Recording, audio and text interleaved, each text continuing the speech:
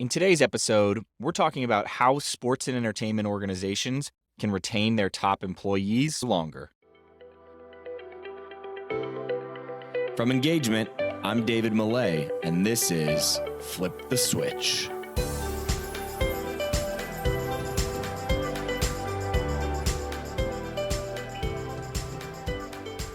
What's going on, everybody? Welcome back to another episode of Flip the Switch, where we sit down with leaders in customer experience and employee experience, and we try to figure out what are the trends that they're paying attention to? What are the experiments that they're running?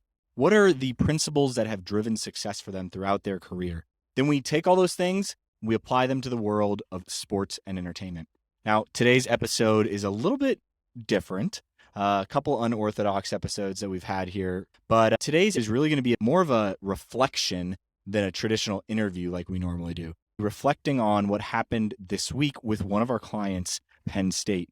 Now, senior leaders at Penn State reached out to us and said, hey, there's this thing called the Great Resignation. Don't know if you've heard about it, but it's impacting us. And the Great Resignation, you all have probably felt it in your organization.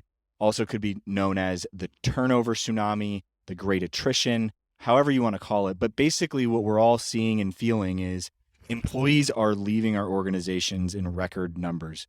Now, the misconception is that they're just completely leaving and exiting the workforce, but that's not the reality. The reality is a lot of them are switching jobs to greener pastures. And greener pastures does not necessarily mean greener as in salary.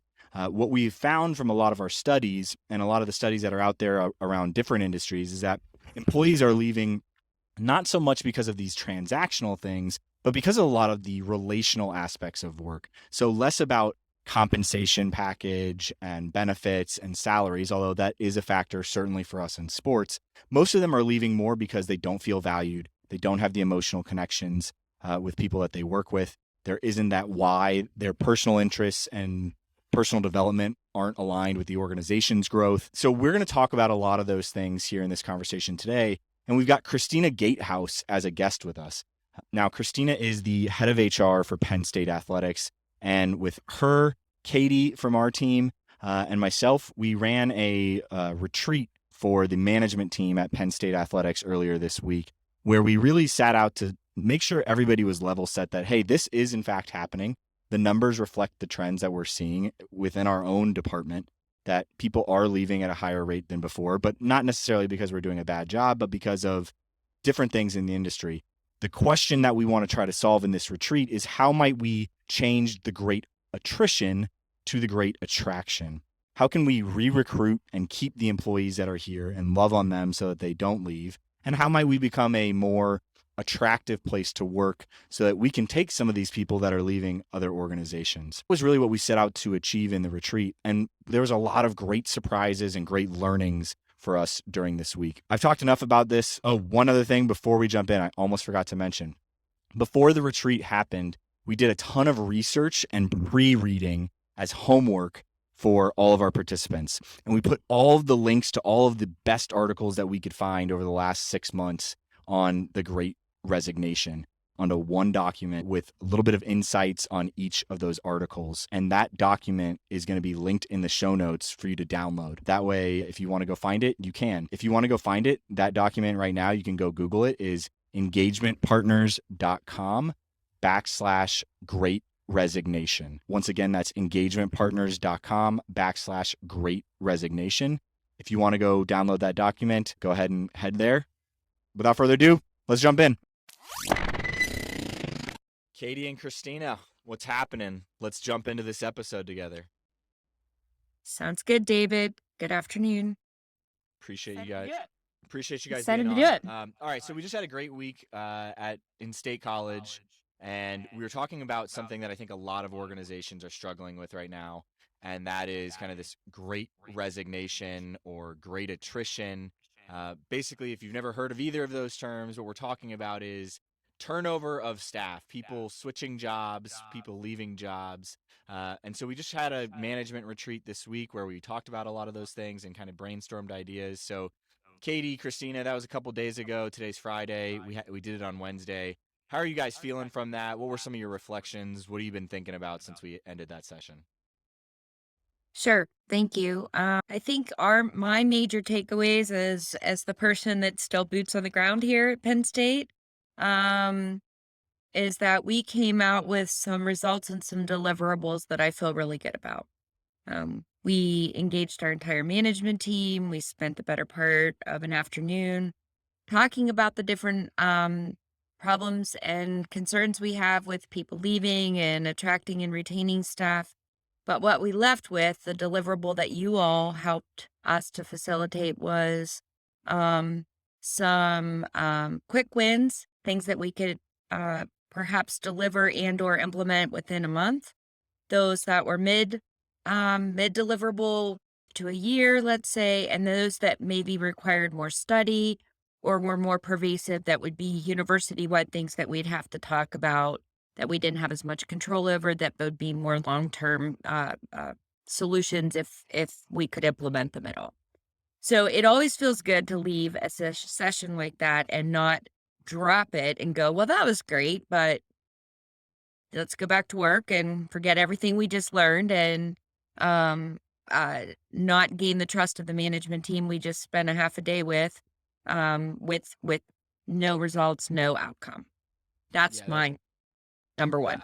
I think that's always the big danger. But I definitely feel like, I mean, again, one, appreciate all the talking through it and how we went through it. But I think for me, like, going into it, I was really excited going into it when we first did this and we first came up with the idea, and the scholarship team came to the three of us and said, hey, how do we approach this? Um, I was really excited that we were going to tackle this. As the week started, I was a little bit nervous because I heard people being really excited about it. And the emotions were kind of like, are we going to do anything about this? This is like really, really important to us. And I've never seen people so fired up about something that's not in their immediate job tasks and responsibilities. Because, like, I mean, this just the employee experience aspect impacts everybody right now, and it's hitting home for everybody. And that's across like everybody that we talk to, is just how do we better engage our people right now? Because it's, for the first time ever in sports, it's like, it's so important that we're doing that. I think that's one of the biggest things from an organizational project is when you start to look at something like employee experience, it gets so overwhelming. And when we could find a win that could be implemented by tomorrow or by early next week, and we could find a win that could be implemented by next month, like anytime you can find a win within those projects that you feel like you're tackling something and making steps towards a better experience is so huge. And that's one thing that I think was so great about the way that that project all unfolded is there were so many little victories that you could find along the way that made that project not seem as daunting as it probably did at the What were some of the onset. things that surprised you guys in that session? Well, a good surprise was, just to share, we gave people pre-work. We wanted to set the stage. You all and I looked at some articles and some, I mean, you can't turn your TV, radio, or magazine or Google on without finding the Great Resignation, the turnover tsunami. So we spent Katie mostly spent a good deal of time looking into some really good articles and some really good illustrations. And we sent that out a couple of days in advance and we gave them kind of snippets, which I thought was also good, kind of teasers that either you could dig in or you could just read the surface, and some couple handouts. And I think that really set the stage. And I think the first surprise was, and I don't mean this in a bad way, but a good surprise was people did their homework. They really Um, did. They Uh, did.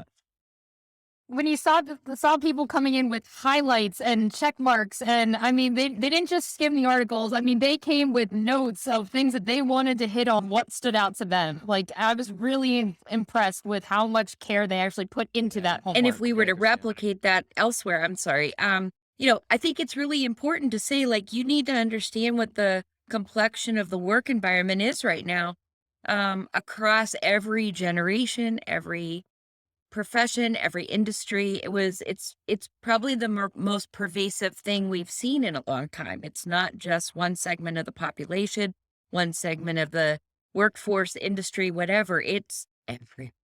And the numbers that we pulled were daunting, and the number of people leaving the workforce are daunting. And the complexion of how people would like to work in the future is extremely interesting from an HR perspective. And all of that set the stage to make it really easy to jump into some really meaningful conversation without having to gear up for a long period of time. That was my first nice surprise. One of the things that surprised me, I mean, yes, I want to hook into the doing homework. I mean, there was one guy that I'm not going to say his name here. I know he listens to the show, so shout out, you know who I'm talking about. He actually like kind of restructured how he would do his department, if you will, because he said, okay, if we've got a blank canvas and we're really focused on how do we engage employees the best and remove friction from them, here's not only just like, oh, we want to reward them and recognize them better. Here's how I'd restructure things. And so I was really, really pleased. And he like drew it out on, it wasn't just on a back of a napkin. He did it in like a computer programming thing. And so I don't know, I was really impressed with how people took it really seriously. And it showed to me that this was an important that the team was all really excited about and cared a lot about. One other thing, unless Katie, you were going to hook into that. No, I think from that standpoint, just the amount of that they did put into it, of like really thinking about it and looking ahead to the going to do and coming with solutions too. Like they came prepared to really dive into everything that we wanted to talk about. Data that surprised either of you? Like anything in the data or the research? Probably an unfair question for those of us on this talk right now, because we've been monitoring it and we've been seeing it and we've had some insight into it. I think I think the sheer numbers, the millions and millions of people, and the fact that it's not slowing down. If anything, it's on a steady or an uptick a little bit of people leaving the workplace or changing their careers. So that was probably it put it out in front of me. And I do love, you both presented a really good illustration of the difference between where the workforce's head is and where the employer's heads are, and the disconnect of some of the things. I mean, that was the most powerful illustrate. I'm about visual, and it was really a visual, like in your face. We'll link to the article with that chart. I think I know the one you're talking about, and if either of you guys want to expand on it, but basically there was a chart that said reasons why employees say they're leaving and reasons why employers think they're leaving, and the employers think that they're leaving because largely transactional things, salary, compensation, and benefit packages. Whereas in reality, people are leaving for more of those relational issues of, I don't feel valued by my leaders. I don't have strong emotional ties to other humans in the workplace. So I thought that was a really interesting thing. And I think that you're right, Christina, showing that chart kind of broke everybody out of we just need to pay them more. Right, which I think it tends to be everybody's first reaction, especially in sports where we're drastically historically underpaid. I think that's everybody's first reaction. We can solve this with salary increases, and people saw that data and said, "Okay, well, let's start thinking about other things that we actually can control as leaders in the organization." And I don't know if this is because of the tone that we kind of said did address the fact that, like, we know salaries are an issue, but we couldn't completely solve for that in this session. That was one of my biggest takeaways, was how many low cost, no cost solutions we were able to come up with. I mean, something as simple as, can there be a department wide policy for email etiquette so that when somebody is off, they're actually, so that, when people are sending emails, you don't feel like you have to respond to an email at 9:00 at night just because somebody else chose those hours. It's like those factors that are leading to the burnout that was kind of one of the trends that was leading to the Great Resignation. How many of those things can be fixed by a complete no cost solution? It's just, how do we respect each other's time? One of the things that surprised me as we look back at that was when we actually peeled back the data to see, okay, how do these trends actually show up for us, and that our employment numbers actually reflected some of the larger trends where, in 2018 we had one number, 2019, we had one number. And then in 2020, we had way less people leaving the organization. And now we've had more in this year than what we had in those previous 2 years. And so it was interesting to see, like, okay, when we actually look into our data, it's reflected. And so the people that the way that people are feeling in the organization is not just anecdotal, and it's not just a feeling. Like, we have data to kind of back that up, and now we can go make action on it. What were some of the other things that? Oh, go ahead, Christina.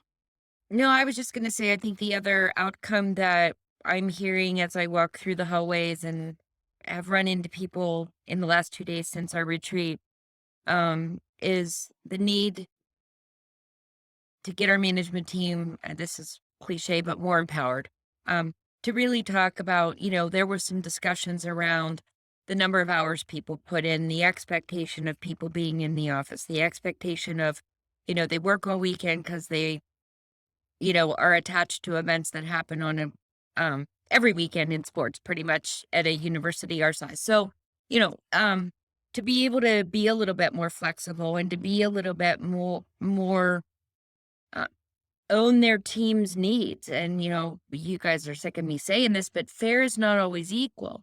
And, if StratCom works all weekend and we don't see them on Monday morning at 8 a.m., like, it's okay.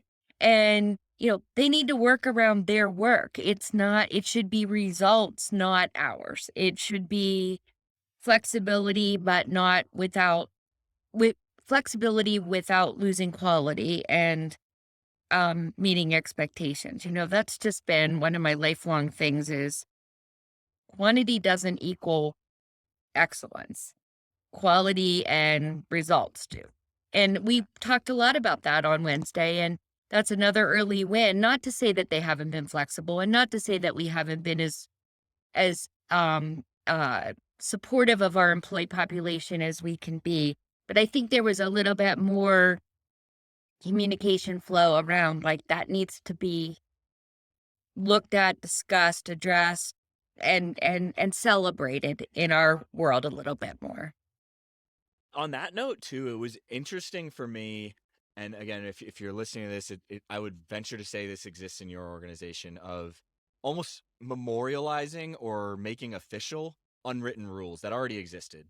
So, like, things like casual wear or the flexibility, right? You probably already have some of what Christina is just explaining, but has there been an official announcement from a leader saying, like, this is okay, right? And because I think a lot of people are cautious in your organization about doing things, or in other organizations, right? I would venture to say that unless there's been an official thing saying, as a leader, your leadership team supports this type of behavior, whatever that behavior is, you're kind of cautious to do it, even if there is that unwritten rule that says it's okay. So it was interesting to me how much of the conversation was just like, let's just make this official that we can do this, and that'll be a big win. And I'm like, that doesn't cost us anything. Let's get that in place. You feel like you're rebelling, Yeah. but you're not. Yeah. Now, you make a great point. Sometimes it just needs to be said, talked about, and owned. And once it's owned in kind of that, moment, you're right. We have, I think, been doing a lot of what we talked about. And I'm sure every organization is. But, let's have those frank and transparent discussions. And also acknowledge that it's not always gonna, we can't, though you've walked in other people's shoes, it's not always gonna look, we can't make everything equal. We just don't do the same things. One of the really interesting ones that I think, again, anybody listening to this would do well to take away from is the reasons that senior leaders can sometimes tend to think, or employers can tend to think, that their people are leaving is not always the actual reason. And so that was a stress throughout the session of how can we more intentionally listen to our frontline people, the people that are transitioning, the middle managers. I mean, that session in and of itself was very much senior leadership said, y'all come together and we're going to actually facilitate a session where you give us your ideas. What are the hassles to you? How would you change things to make things more efficient? And so I would just say to anybody listening, like, that is a huge piece of how can you more intentionally listen to your middle managers or your frontline people to actually figure out what's bothering them and why they're leaving and what they're running to. Because I think your your policies that you'll enact will be just blind guesses or assumptions otherwise if you're not doing that. Yeah. One of the comments I remember was just ask the boots on the ground how this is actually going to play out. You think you can think through every single scenario. You think you've thought it through and consider people's perspectives, but somebody's going to think of one tiny detail of why it could not work or why it could work better or how one little change could make a difference. And you're not going to get that without having the perspective of the people who actually implement it. Yeah. And I think we heard from one of our leaders that you need to do a more concerted effort in talent conversations, not performance conversations alone, and even separate those if we can.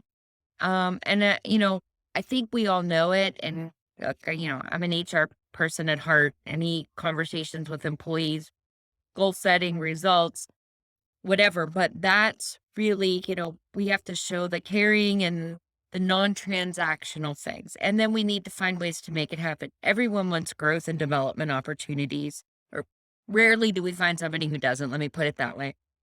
Everybody wants the ability to, learn and expand their knowledge base. And I really like the way our one leader said, we need to have a more conscious, regular cadence on discussing that. And then we need to find ways to make some of those growth and development opportunities happen. And, pandemic changed the way that looks too, to some degree. It used to be, let's go to this conference or that conference. There's a lot more out there now that people can access in other ways. Zoom, we have a really robust learning network here. And, there's probably opportunities to do some things internally with some of our subject matter experts to make it, again, another great experience and to retain some of our folks that may be looking for development. Yeah, the talent conversation was a really nuanced, interesting conversation because especially in sports, and if you're working at a team that's like an ideal type, like top level, this is destination job, if you will. At a certain point in the organization, like there's only so much that you can move up, right? And so those conversations need to be transparent with the frontline staff, your middle managers around. And we talked a lot about talent planning. How long should somebody last in that type of role before we're encouraging them to go find a home elsewhere and with a great taste in their mouth of the organization, as opposed to staying in a job too long, getting disgruntled, and now spreading not great things about the organization just because they stayed too long and because it wasn't clearly articulated that, hey, this is probably more of a 2-year or 5-year timeline as opposed to a 10-year timeline. You're going to get frustrated if you haven't get promoted after 10 years in that role. Anyway, but I do think And then even if it's not promoted, it's just working on something different. I mean, who wants to? Not many people, even if they're not looking for growth, they're still looking for something different every once in a while. You want to work on a different project, even if it's not trying to get you to a different tier in the organization. You still want to come in and do the exact same job that you were doing 10 years ago. I mean, I even think about Katie. I mean, that's part of why you left your old role, right? Yeah. And Exactly. One of the things we talk about all the time is the Rickism of, do you have 5 years experience or do you have 1 year's experience 5 times? You want to just work on something different. You want to be challenged by something different. It's something that gets you out of bed in the morning that is different from the previous day. We always think about it as at Disney, and that has really carried over here to me in my role here at EngageMint, is a good leader in an organization is constantly trying to take your team and align personal goals with organizational goals. If you can constantly align your team's personal goals with the organization's goals and kind of massage those back and forth and find that area of, if you think about it as a Venn diagram, if you constantly have that sweet spot in the middle working, your people are going to stay with you and they're going to love it. But it's hard as hell to do if you don't know what your people's personal goals are. If you just are focused on the organizational goals. I'm not sure everybody knows what their goals are. So we also have an obligation as an employer to help them seek out and to be knowledgeable about what is out there. It's like the guidance counselor role in the employment world almost, if you don't know what a teacher does or a nurse does or whatever, if you don't know what a stratcom person in an athletic department does, what's out there to be able to, achieve, attain, or strive for, right? So we also have to be that person too. We the managers. 100%. Well, as we kind of bring us here to a close, just a little bit of reflections on this week. Any other things that stood out to you both, or pieces of advice that you would give to any of our listeners around this topic right now? My fleeting thoughts were, we're always going to have monetary and budget constraints to be good stewards to our fans and our athletes and all of the whys. So my thought is that as we look at what is evolving in the workforce and what people are striving to do, more part-time work, piecing together their career versus the traditional career, um, new and exciting opportunities and results oriented versus hours in the seat. I think we will lose our opportunity here in the next couple of years if we aren't going to be evolving. And as our leader said at the beginning of our retreat, looking around the corner with, you know, our hopefully our ability to see what's coming next and being agile enough and fluid enough to do it now. That's Huge. how I left, is like, we have got to think differently. It's not traditional. And I mean, I'll hook onto that as well, Christina. The reality is things take longer in college athletics oftentimes in the university setting. So if we're not looking at this stuff right now, I mean, by the time we actually decide it's time to make change, and by the time that change gets done, it's going to be too late. The damage will have already been done. So that's a great point, Christina. Katie, what about you? I think it goes back to, if you want individuals to be involved in the actual answer, involve them in the process to find the solution. They're going to be more invested if they are bought in. And towards the end, they sat there and said the leadership team couldn't have come up with all of those ideas. And how many of them were low cost, no cost, that were able to, could potentially make a huge difference in the organization. I mean, I think back to the Lee Cockrell podcast that we did, where they had to make a multi-million-dollar budget cut and everybody from the bartenders were coming up with options of how they could save money. But that felt so much more invested in the process just because they were asked. And I think the success of this project can be because of the fact that people were asked, as long as they just still stay involved in the process and are part of getting it to the finish line. Yeah, I think you're going to lose if you try to come up with all the solutions in a ivory tower without getting your boots on the ground and hearing what's actually going on. You're going to make assumptions, and you're going to spend time and money and resources in solutions that don't really have the impact that you're really looking to drive. So that's a great point. Yeah, I think for me, maybe the biggest standout just reflection is how, and we said this already, so I won't belabor the point, but how passionate everybody was about this topic. I don't think I've ever seen, I mean, again, we work on a lot of things: customer experience, customer service, leadership development. I mean, I don't think I've ever seen a topic that has been so universally passionate across the workforce than what I'm seeing right now in different organizations around this. And so that should just tell you that this should be a high priority because it's important to everyone. So I think that's part of the biggest change or biggest things I left with. But yeah. Anyway, it's a good place to wrap us. If you are interested in some of the pre-work, if you're listening to this and you're interested in the pre-work that we did, Katie and I are putting together kind of a non-customized version for Christina and her team, a blanket version for you guys on some of the research and whatnot that we did in preparation for this session. We'll link to that in the show notes, and you can go ahead and download that and share it with your team. So yeah, without further ado, Katie, Christina, anything else before we close this? Thank you for me. Thank you both for this experience that we started working on right before Christmas. It was a quick call to David, and we ran with it. And I'm pleased that we are where we are. And I hope others listening take advantage of the materials and the information that you're sharing with them today. Sounds good. Christina, Katie, where can people reach you guys if they have questions? They can email me at katie@engagementpartners.com, or Twitter is Katie_Rudy.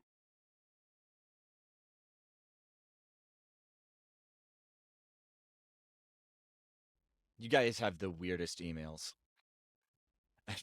Anyway, we'll end on that note.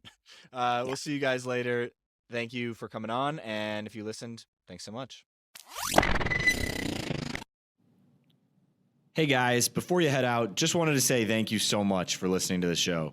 If you enjoyed it, head over to iTunes to subscribe, rate, and leave a review.